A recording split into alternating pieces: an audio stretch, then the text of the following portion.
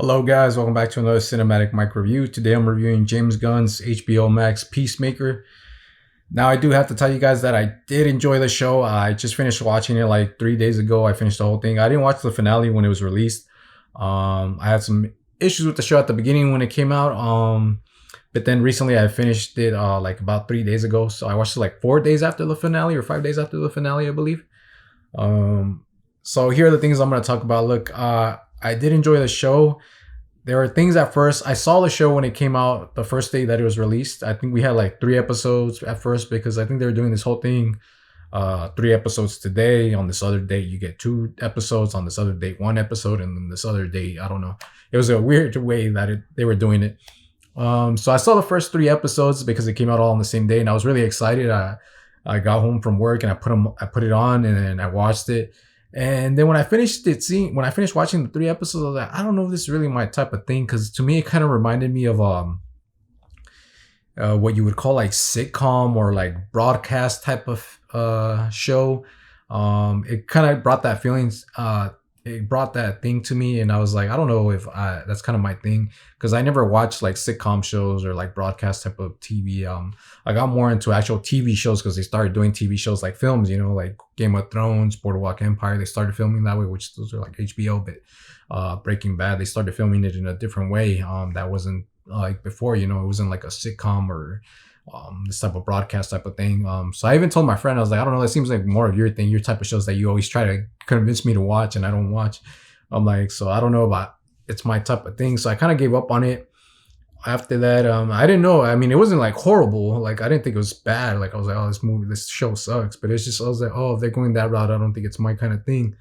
And I didn't follow up with it. Even when the episodes got released, I didn't follow up. I was like, but then later on, I started thinking about, I'm like, you know what? I have to finish that show, because I was like, it's just 8 episodes. And I was like, I can finish that. So I could watch the whole thing beginning to end and all that.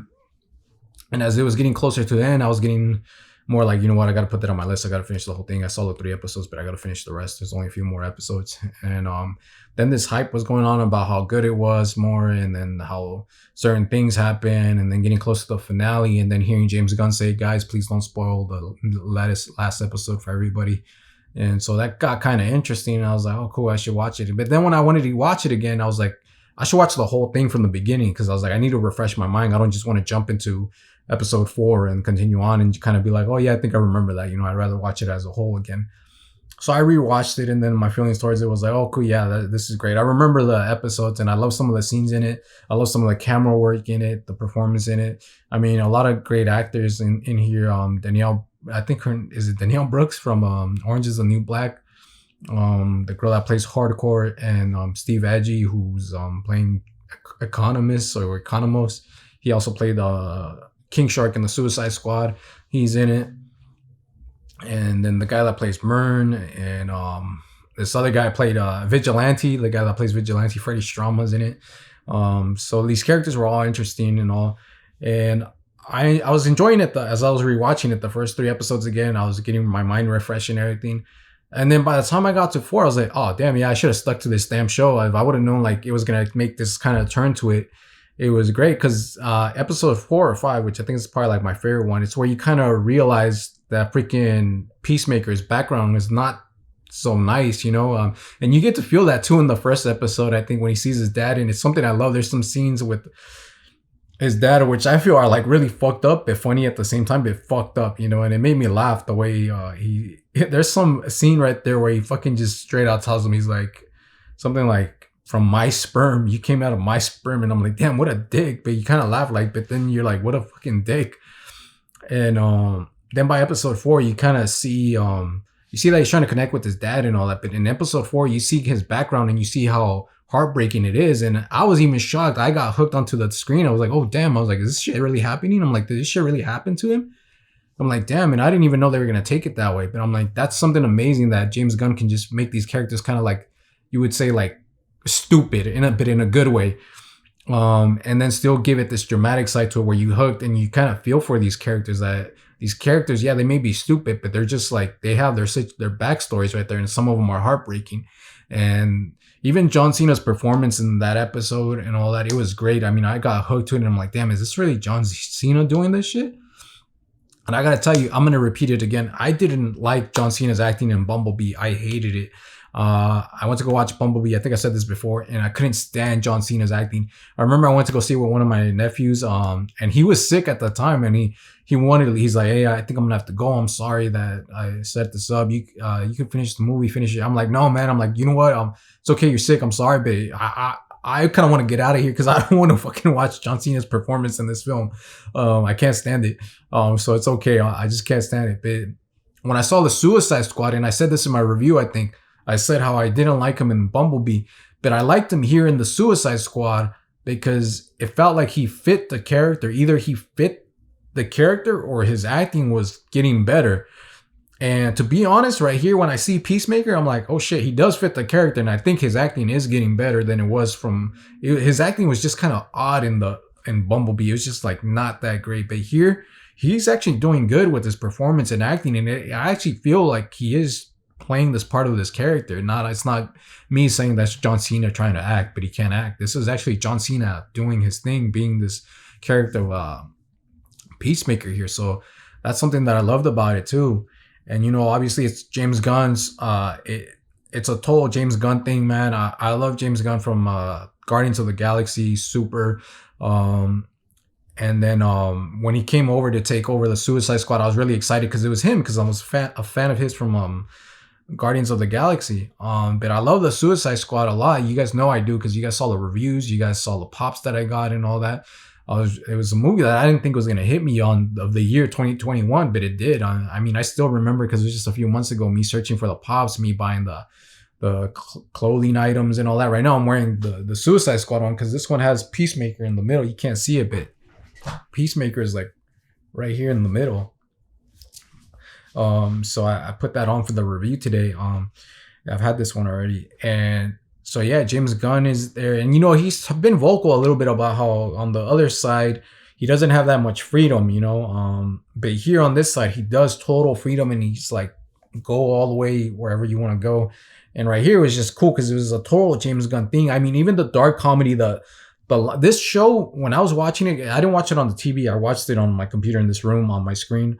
I had my things on, my headphones, and I was eating my snacks and my drink, and I swear to you, there are moments where, I'm just like hooked, like really critically and focusing. But there are moments where something just happens and I just started laughing hard. And, and it's hard to make me laugh. Some jokes feel forced and it's kind of like, but there are some things where it makes me laugh really hard and it's echoing in my room and I just start laughing. And it's a natural laugh. And I love that when some director or a movie actually makes a natural laugh come out of me, it makes it come out and I get to laugh hard.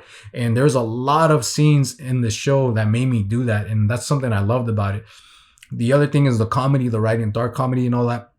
I was surprised by the writing of it because they kind of make James Gunn is writing some things that in the day and age that we live in, people get offended now, so and all that, so you can't say certain things. So I was kind of surprised at certain things that it was saying in here. I'm like, what the hell? I even bugged my friend. I'm like, hey bro, you didn't get mad about this show because I know you, and you kind of like, he was kind of like, no, I wasn't, and blah, blah, blah. And so I was like, okay. But there are some people that do say, and it probably is, there is some kind of wokeness to it in it too also.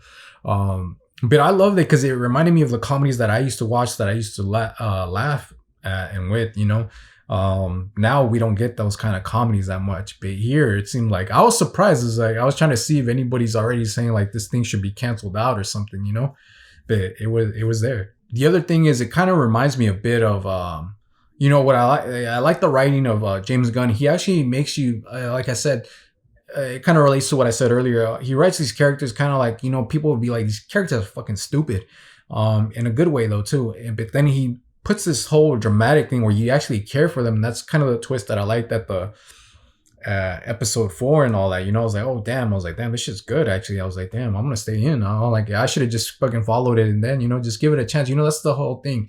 Give it a chance and maybe it'll come. Don't just give up on it too early and maybe it'll come to you. So I got hooked there. I got hooked in the story, kind of interested on who the butterflies are and all that stuff. Who's Goth and all that. And then these characters too, they come together, and it reminded me a bit of the Suicide Squad a little bit. Not too, but yeah, it kind of felt like another Suicide Squad or a mini Suicide Squad type of thing. To me, my friend says no, it wasn't. But what I love about it is that these characters, when they come together, they don't want to be there and they don't freaking like each other. They're kind of like, I have to put up with your shit. I don't like you. I just want to get this shit done, and that's it. Okay. But then there's this scene in, I don't know what, episode 6, probably because I think 8's the last one, or 7 or 5 probably. And there's a scene where they're in the truck and they're all having fun, laughing, and it's all probably because of Peacemaker and all that, the stupidity and the way he is and all that.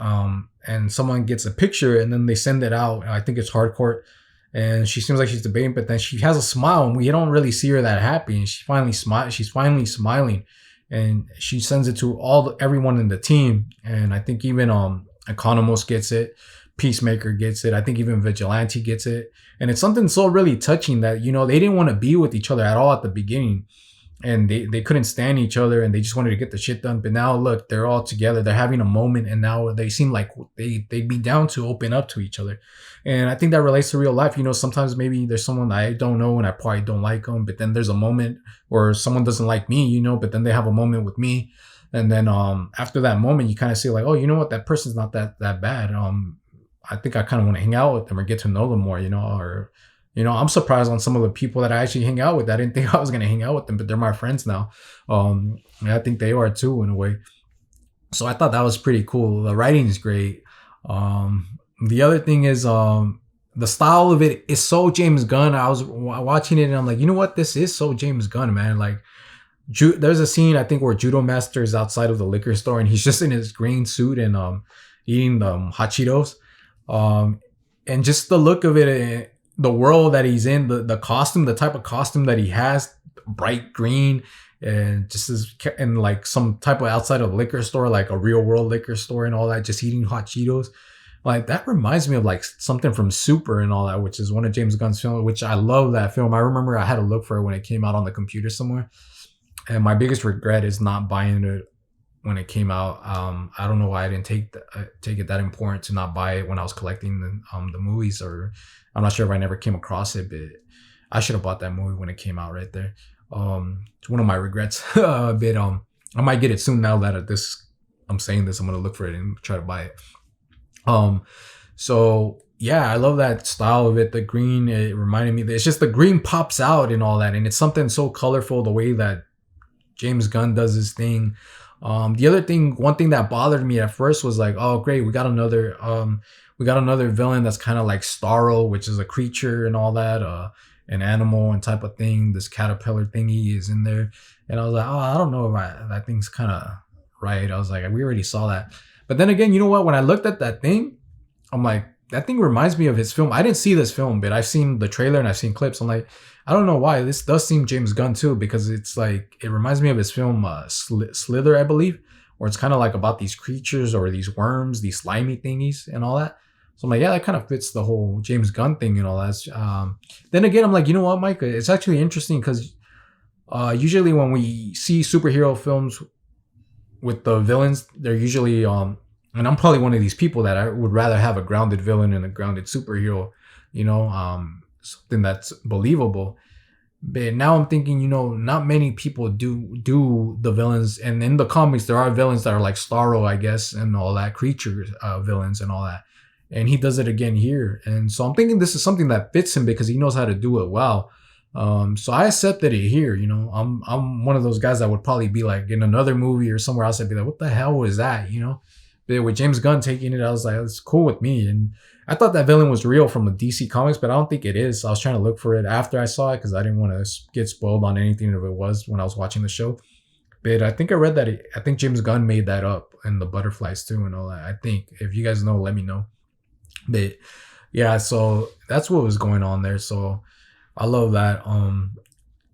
And James Gunn, recently I read an article. Well, first let me tell you, I read an article before, one that said that James Gunn, Peacemaker shows how James Gunn is a true fan of Watchmen, the Alan Moore graphic novel. He's a true fan of that. And I was reading it, and it kind of did seem right because he talks about how James Gunn did an interview where he said he liked the way the costumes looked like they didn't really like fit them perfectly. They were just kind of out of place with them and look kind of odd. They weren't so perfect the way our actual big superheroes look and all that. And this whole thing, and then even like when I was thinking about it, I'm like, oh yeah, he does have that whole like American flag on the car. I think in his car that he has in the first episode, I think it's with the American flag on it.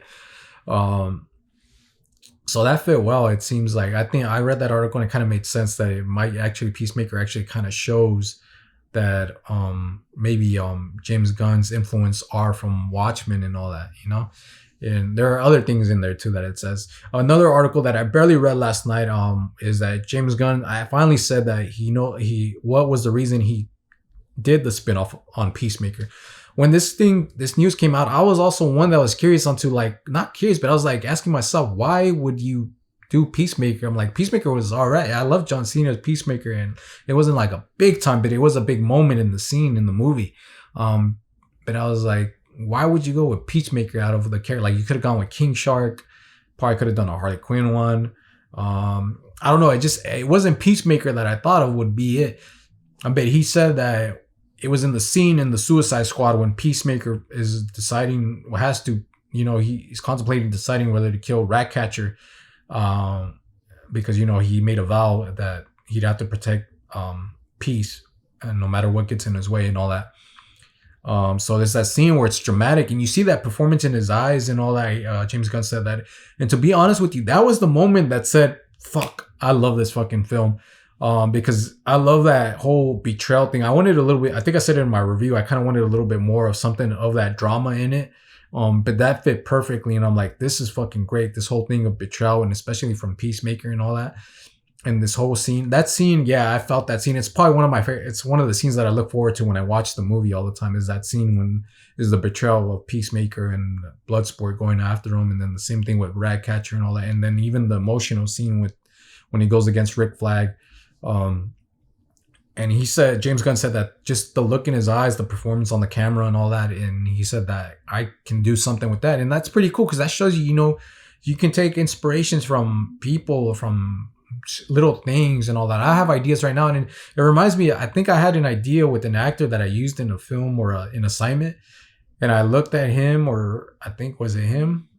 Oh no, I think it was my girlfriends. I did a little thing with my friends who are girlfriends like that. Yeah. And then I did a little scenario thing, and then I looked at them and I got curious. And so this day I even wrote a script for them. They don't even know about it, but I passed it to some people but I got stuck on it. But yeah. So it's just little things like that can inspire you to do things. And that reminded me of the thing that I was in. And I'm just fascinated by things like that. And especially when directors talk about that, inspired by a little moment. It could just be a little moment and all that. And look what came out of it. We got Peacemaker, which I think is a great show. I follow it. It was really fun. If you stick to it all the way, it's fun all the way until the end, the finale. And the finale actually gives you something good. It's like a final touch, the cherry on top. I am going to talk about the finale right now. So if you haven't seen the show and you want to watch it and you don't want any spoilers, do not continue watching this video. I am going to tell you something which is probably out there already, but if you haven't and you've been really careful, then don't watch the next part. So here goes. Dude, I love the ending, the finale of this show. The finale is like Peacemaker finally saves the day, he saves the day and he does some choices that are different from his character would be, and I was curious about the ending too. I was like, oh shit, is he going to do it or is he not going to do it? And, I think they could have gone the way that I thought they were still, and it still would have been an interesting show. But then the way that they went, I was like, it's still cool. It's still going to be interesting and kind of a surprise and all that. And it's still cool. So yeah, they go through the whole thing. They're finally satisfied. They've gone through all this whole shit together and all that. They're finally done with this mission. They're finally put up with all that crap. And then fucking the Justice League comes out, man. They fucking come out and he just fucking tells them off. I think Wonder Woman, Aquaman, Flash, I think Superman is there. And I think it's just those four. There's like silhouettes of them. But then as they get closer, fucking Peacemaker tells off like the team. They're like, fuck you guys are fucking late, and it's freaking cool because the actual team actually showed up during a situation of someone from their universe and all that. And they actually showed up to try to help, but they arrived already late when shit already went down. And he fucking tells him, Aquaman, he's like, fuck you, go fuck another fish, which is a rumor that he's been spreading around. And then fucking Jason Momoa is actually in there as Aquaman, and he's like, I'm so fucking sick and tired of that rumor.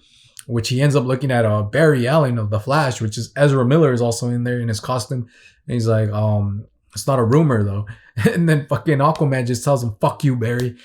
And man, there is something about that fucking scene where I don't know what it was. It was just like it was something new, something that actually shocked me, but satisfied me with that they actually did it that way.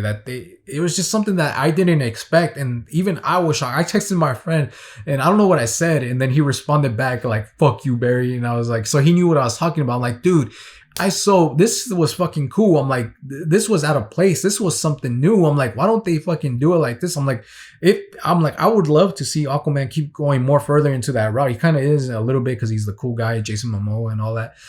But right here with the cussing and all that banter and all that, I'm like, I thought that was fucking cool. And like, I was just like, it was just like something that's out of place, like refreshing and all that. So I love that thing. And I love that they're going that way with the HBO Max and like being a little bit more free with their characters here. It was just so nice, you know? And I hope many shows get to do that. You know, I am getting a little bit sick and tired. As I said before, I am one of those that is kind of tired of a whole bigger universe and all these characters coming together. I prefer more like the standalone characters type. I've always been interested in like the spin-offs and all that, interested in the side stories when people say, oh, there's going to be a movie or a show about that character only and all that. I always got interested in that. It's something like Rogue One. I love Rogue One. I was looking forward to Han Solo because I thought they could do the Rogue One thing, but Han Solo wasn't that great. I'm pretty sure there's something else that I like out there that was like a standout. And I mean, the Batman's coming out next week, and they're already talking about that Penguin's going to get his show on HBO Max. And I'm hoping they do something like this, not the style, but something where, you know, it's going to be refreshing and a great way for the Penguin to go into that route and all that, you know. Just like Peacemaker here, this is fucking cool, man. You're taking risks. I think they're like kind of pushing the boundaries here and all that. So I love that stuff, and it's much more interesting than it is with the whole thing. But something like if it was something else and the Justice League popped up here, I'm pretty sure I would have been annoyed and rolled my eyes. But just like the scene, I don't know why it delivered so well, and I was like, okay, that's fucking cool right there. I don't know why that I can go for. But like other things, I'm like, nah, I'm kind of over it already. But right here, I was just really happy. It made me interested in this fucking thing. So I love Peacemaker. I enjoyed it. I can't wait to see season 2, how it turns out to be. Let's see if I keep on following. But this already was great, man. I do have to mention, oh yeah, my friend told me about Vigilante Freddie Stroma. I guess that guy was supposed to be another actor, but this guy Freddie Stroma took over. And I gotta tell you that guy, I think it was a good choice. That it was something that really happened naturally that was perfect, man. I think Freddie Stroma was perfect for Vigilante and as the partner with Peacemaker and all that, his best friend. And I think he does a great, he's fucking funny as hell. And I looked at the other guy, I'm like, I don't know if that guy would deliver the same performance as this guy. I'm like, I think this guy, I would prefer this guy already, the one that's already here, than the one that I thought was the one that my friend said it was gonna be there. So I thought that was cool, man. I'm trying to think of anything else I have to say. Right now, I think that's it. I went through all the episodes, the style, the writing. I mean, the actors are great in here. I already talked about John Cena. He's a great actor. I think he's becoming a great actor now, and I'd be curious to see if he touches on something else differently, you know. But this was fine. I think he's fit for the role, and I'm really happy for them, you know. And especially John Cena, probably people judge them the way I did with Bumblebee, but now look, he has this, and he's out there now, so that's pretty cool. So yeah, guys, that's my review on James Gunn's Peacemaker. Let me know what you guys thought of the show. And if you guys enjoyed my video, please hit that like button and subscribe. And as always, thank you for watching.